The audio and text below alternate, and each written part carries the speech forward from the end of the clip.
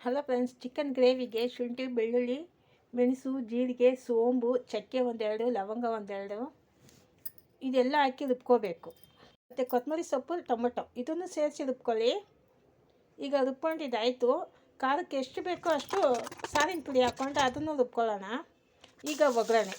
ಈಗ ಹಾಕಿರೋ ಮಸಾಲ ಎಲ್ಲ, ರುಬ್ಬಿರೋ ಮಸಾಲ ಎಲ್ಲ ಎಣ್ಣೆ ಹಾಕಿ, ಎಣ್ಣೆ ಕಾದಿದ ತಕ್ಷಣ ಇದನ್ನು ಸಿಮ್ಮಲ್ಲಿಟ್ಟು ಫ್ರೈ ಮಾಡ್ಕೊಳ್ಳಿ. ಹಸಿ ವಾಸನೆ ಹೋಗೋ ತನಕ ಫ್ರೈ ಮಾಡಿಕೊಂಡು ಆಮೇಲೆ ಚಿಕನ್ ಹಾಕಿ ಅದನ್ನು ಒಂದು 5ರಿಂದ 10 ನಿಮಿಷ ಚೆನ್ನಾಗಿ ಸಿಮ್ಮಲ್ಲಿಟ್ಟೆ ಫ್ರೈ ಮಾಡ್ಕೊಳ್ಳಿ. ಈಗ ಫ್ರೈ ಆಯಿತು, ನೀರು ಸೇರಿಸ್ಕೊಳ್ಳೋಣ. ರುಚಿಗೆ ತಕ್ಕಷ್ಟು ಉಪ್ಪು ಸೇರಿಸಿ ಒಂದು 10 ನಿಮಿಷ ಚೆನ್ನಾಗಿ ಬೇಯಿಸಿ.